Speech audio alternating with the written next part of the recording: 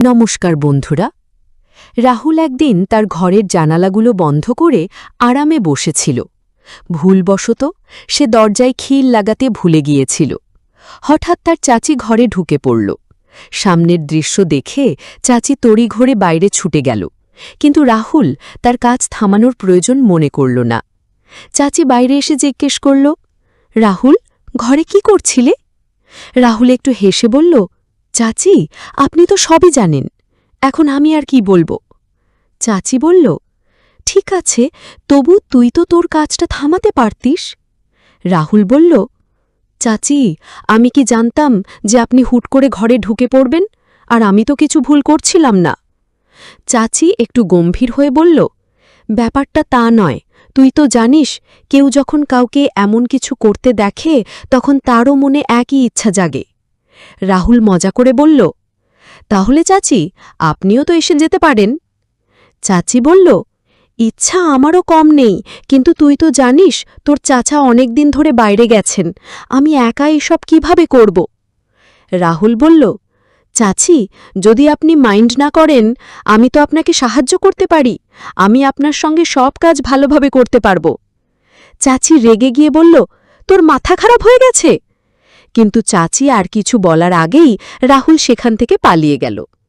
আসলে রাহুল অনেক দিন ধরেই তার চাচির সঙ্গে এমন কিছু করতে চাইত, কিন্তু সাহস করে বলতে পারেনি।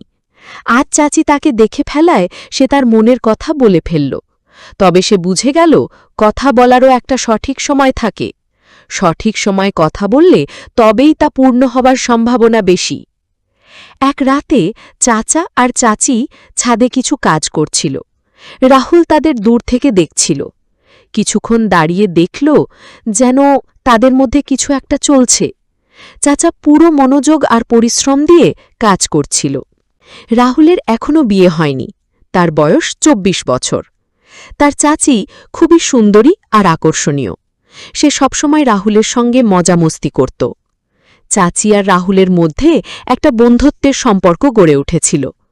চাচি যখন নতুন বিয়ে করে এ বাড়িতে এসেছিল তখন তার মধ্যে একটা অহংকার ছিল, তবে এটা স্বাভাবিকই ছিল, কারণ সে যেন কোনো হিরোইনের থেকে কম ছিল না।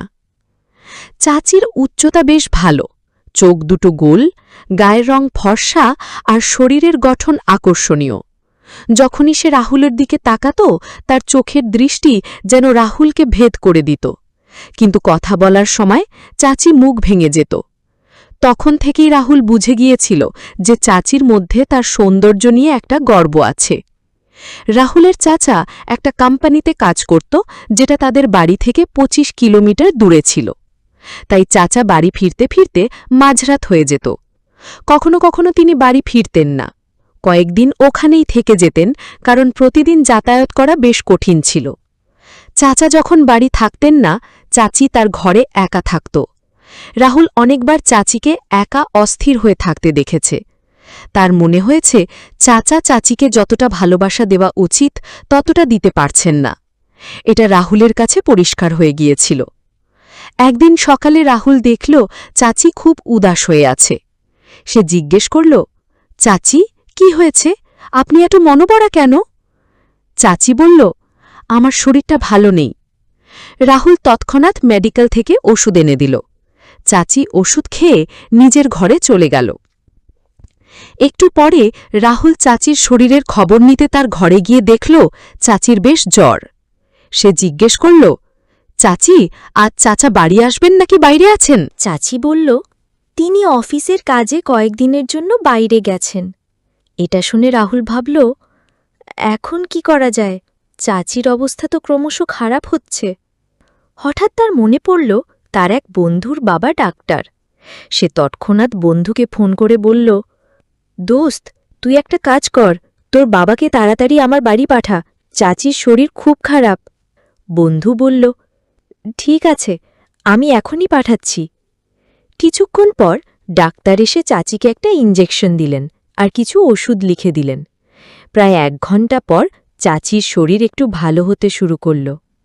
পরদিন সকালে রাহুল যখন বাথরুমে যাচ্ছিল, চাচি তাকে ডেকে বলল, রাহুল, ১ মিনিট এদিকে আয়। রাহুল গেলে চাচি বলল, আমাকে মাফ করে দে। রাহুল অবাক হয়ে বলল, কিসের জন্য? চাচি বলল, যখন থেকে আমি এ বাড়িতে এসেছি একবারও তোর সঙ্গে ঠিকঠাক কথা বলিনি, কিন্তু তুই আমার কত খেয়াল রাখিস। রাহুল হেসে বলল, চাচি, কোনো ব্যাপার না, আমি তো আপনাকে নিজের মানুষ বলেই মনে করি। তখন রাহুলের মনে হল এটা হয়তো তার মনের কথা বলার সঠিক সময়, কিন্তু পরক্ষণেই ভাবল, চাচি এইমাত্র আমার সঙ্গে কথা শুরু করেছে, এখনই যদি কিছু বলি হয়তো রাগ করবেন। তাই সে ঠিক করল আগে চাচির আরও ভালোবাসা অর্জন করবে, তারপর মনের কথা বলবে। এরপর রাহুল আর চাচির মধ্যে একটা মিষ্টি বন্ধুত্ব গড়ে উঠল। রাহুল চাচির প্রতিটি কথা মেনে চলত, যা বলতো তৎক্ষণাৎ করে দিত। এতে চাচিও রাহুলের প্রতি একটু আকৃষ্ট হতে শুরু করল। একদিন চাচি বলল, রাহুল, তোর চাচা তো মাঝে মধ্যেই বাড়ি আসে, তুই রাতে আমার ঘরে চলে আসিস, আমরা গল্প করব, নইলে একসঙ্গে বসে সিনেমা দেখব। একা ঘরে আমার মন বসে না। রাহুল মনে মনে ভাবল, মনে হচ্ছে চাচি আমাকে ইঙ্গিত দিচ্ছে, এখন আমার কথা বলা আরও সহজ হবে। সে চাচির ঘরে গেল। চাচি তখন বাড়ির কিছু কাজ করছিল। চাচিকে দেখে রাহুলের মন একটু চঞ্চল হয়ে উঠল। সে ফোনে একটা ভিডিও চালিয়ে দেখতে লাগল। ভিডিওর শব্দ পুরো ঘরে ছড়িয়ে পড়ছিল। সে দরজার দিকে মুখ করে বসেছিল যেন কেউ আসলে দেখতে পায়। কিন্তু ভিডিও দেখতে দেখতে সে এত মগ্ন হয়ে গেল যে চাচি কখন ঘরে ঢুকল তা টেরই পেল না। চাচি চুপচাপ এসে ভিডিও দেখতে লাগল। রাহুলের কিছুই খেয়াল নেই। হঠাৎ চাচি একটু কেশে উঠল। রাহুল তাড়াতাড়ি ভিডিও বন্ধ করে ফেলল আর ঘাবড়ে গেল। চাচি হেসে তার কান ধরে বলল, এখন বন্ধ করলি কেন? ভয় পেয়ে গেলি? রাহুল একটু হেসে কিন্তু ঘাবড়ে বলল, হ্যাঁ চাচি, ভয় তো লাগবে, যখন কেউ ভিডিও দেখার সময় ধরে ফেলে। চাচি একটু ঠাট্টার সুরে বলল, ও, এখন তোর ভয় লাগছে? তখন ভয় লাগেনি যখন ঘরে বসে ভিডিও চালিয়েছিলিস? রাহুল লজ্জা পেয়ে বলল, চাচি, কি বলবো, একা থাকলে মনটা কেমন যেন ছটফট করে। এই বলে সে চাচির হাত ধরে বিছানায় বসল আর ধীরে ধীরে বলল, চাচি, আমি একটা কথা বলতে চাই, বললে কি আপনি রাগ করবেন? চাচি স্নেহের সুরে বলল, তুই যা বলতে চাস বল, আমি রাগ করব না। রাগ করার হলে তো তোর এই কাণ্ড দেখে তোর চাচার কাছে নালিশ করতাম। রাহুল মাথা নিচু করে ধীরে বলল, চাচি, আপনি যেদিন এ বাড়িতে প্রথম এসেছিলেন সেই দিন থেকেই আপনাকে আমার খুব ভালো লাগে। চাচি মুচকি হেসে বলল, আচ্ছা, তাই নাকি? এখন বল কি করব? রাহুল বলল, চাচি, আমি আপনার সঙ্গে একবার। চাচি তাকে থামিয়ে বলল, রাহুল, এটা কিভাবে সম্ভব? তোর চাচা যদি জানতে পারে আমাকে কখনো ক্ষমা করবে না। রাহুল বলল, চাচি, আমরা বাড়ির সবার থেকে লুকিয়ে এটা করব। চাচি বলল, না, আমি তোর সঙ্গে এমন কিছু করতে পারব না। রাহুল আবার বলল, চাচি, আমি প্রতিজ্ঞা করছি এই কথা শুধু আমাদের মধ্যেই থাকবে, কেউ জানবে না। চাচি বলল, কিন্তু রাহুল, আমি তোর চাচি। রাহুল বলল, তাতে কি হয়েছে? আমরা তো কিছু ভুল করছি না। তখন চাচি বলল, তুই তো জানিস তোর চাচা মাঝরাতে ক্লান্ত হয়ে বাড়ি ফেরে, মাঝে মধ্যে আমাকে খুশি করার চেষ্টা করে। রাহুল বলল, চাচি, আমি চাচার সব জানি, এটাও জানি যে আপনি শুধু খুশি থাকার ভান করেন। এটা শুনে চাচির মুখটা মলিন হয়ে গেল। রাহুল চাচির মুখের দুঃখ দেখে বুঝল তার কথা সত্যি। চাচি বলল, রাহুল, তুই ঠিক বলছিস, আমি তোর চাচার সঙ্গে খুশি নই। তিনি শুধু ক্লান্তির অজুহাত দেখিয়ে ঘুমিয়ে পড়েন। আমি তাকে জোর করতে পারি না যে আমারও খেয়াল রাখুন। তিনি তখনই ভালোবাসেন যখন তার মন চায়, কিন্তু আমার কখনো মনে হয় না যে তিনি আমার যত্ন নেন। রাহুল এটা শুনে অবাক হয়ে বলল, চাচি, তাই তো আমি আপনার এত ফিকির করি, তাই বলছি আমি আপনাকে খুশি করতে পারি। রাহুল চাচির চোখের দিকে গভীরভাবে তাকিয়ে বলল, চাচি, আমি আপনার প্রতিটি অনুভূতি, প্রতিটি কষ্ট বুঝি। চাচি রাহুলের হাত শক্ত করে ধরে বলল, রাহুল, তুই আমাকে এত গভীরভাবে বুঝিস? তুই কত বড় হয়ে গেছিস, আমি তো কখনো তোর দিকে এভাবে খেয়ালই করিনি। রাহুল মাথা নিচু করে বলল, হ্যাঁ চাচি, আমি আপনাকে পুরোপুরি বুঝি।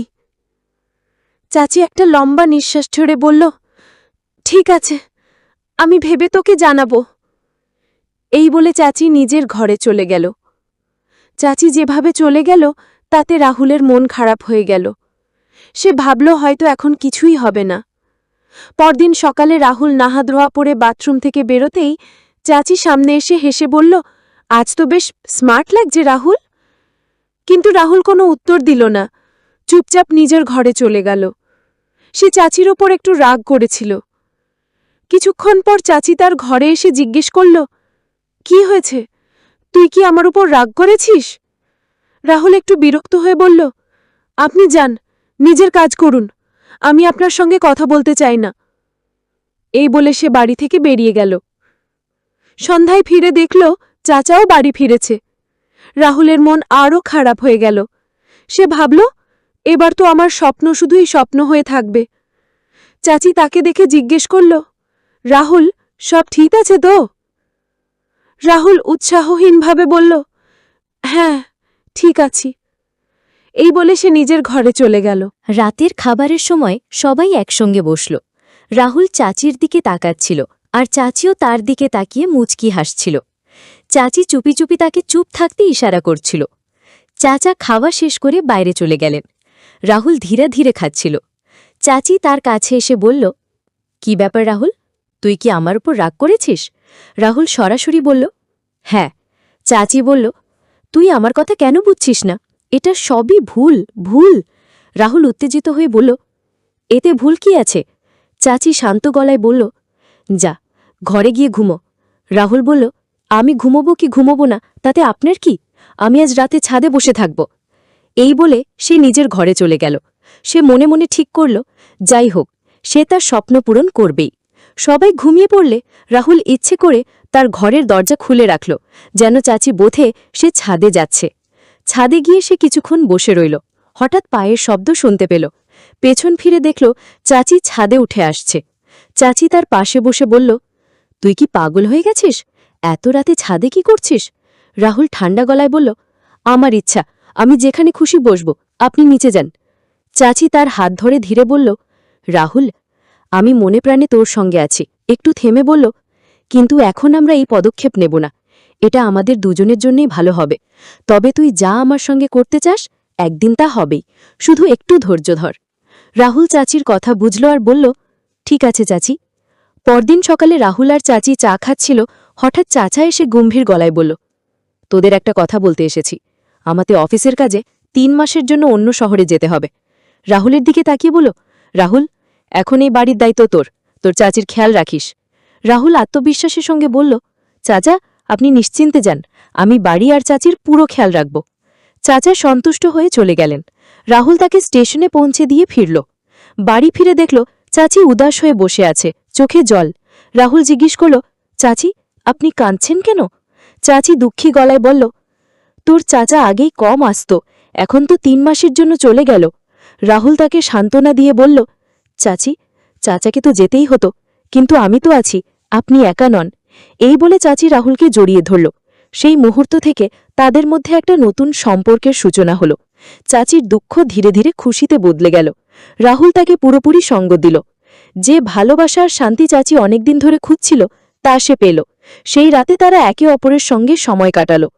পরদিন সকালে যখন চাচি উঠল, তার মুখে একটা নতুন উজ্জ্বলতা ছিল। সে রাহুলের হাত ধরে বলল, রাহুল, তুই আমাকে যে খুশি দিয়েছিস তা আমি কখনো ভুলব না। রাহুল হেসে বলল, চাচি, আপনার খুশি আমার খুশি। সেই দিন থেকে রাহুল চাচির ঘরে তার সঙ্গেই রাত কাটাতে শুরু করল। তারা দুজনে প্রতিদিন খুশি থাকতে লাগল। এই গল্প আমাদের একজন দর্শক পাঠিয়েছিলেন। তিনি বলেছেন, এই ঘটনা তার জীবনে সত্যিই ঘটেছিল। তিনি চেয়েছিলেন এই গল্প সবার সঙ্গে শেয়ার করা হোক, কিন্তু তার নাম গোপন রাখা হোক। তাই আমরা এই গল্প তোমাদের সামনে তুলে ধরলাম। তোমাদের যদি এমন কোনো গল্প থাকে যা তুমি অন্যদের সঙ্গে শেয়ার করতে চাও, তাহলে আমাদের পাঠাতে পারো। আমরা তোমার গল্প আমাদের চ্যানেলের মাধ্যমে দর্শকদের কাছে পৌঁছে দেব। যদি গল্পটা তোমার ভালো লেগে থাকে, তাহলে বন্ধুদের আর আত্মীয়দের সঙ্গে শেয়ার করো। আর যাবার আগে ভিডিওটায় একটা লাইক করে দিও। এই গল্প বলার উদ্দেশ্য কারো মনে আঘাত দেওয়া, কারো ভাবনাকে কষ্ট দেওয়া বা কোনো অনৈতিকতা বা অশ্লীলতাকে উৎসাহ দেওয়া নয়।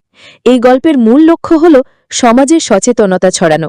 আমরা এই গল্পের মাধ্যমে আমাদের দর্শকদের এই শিক্ষামূলক বার্তা দিতে চাই যে এমন বিষয়গুলোর প্রতি সতর্ক থাকো, নিরাপদ থাকো আর সবসময় সচেতন থাকো। আবার কোনো নতুন গল্প নিয়ে তোমাদের সঙ্গে দেখা হবে। এই গল্প নিয়ে তোমার মতামত কি তা আমাদের কমেন্টে জানিও। ভিডিও ভালো লাগলে লাইক করো, শেয়ার করো আর সাবস্ক্রাইব করো।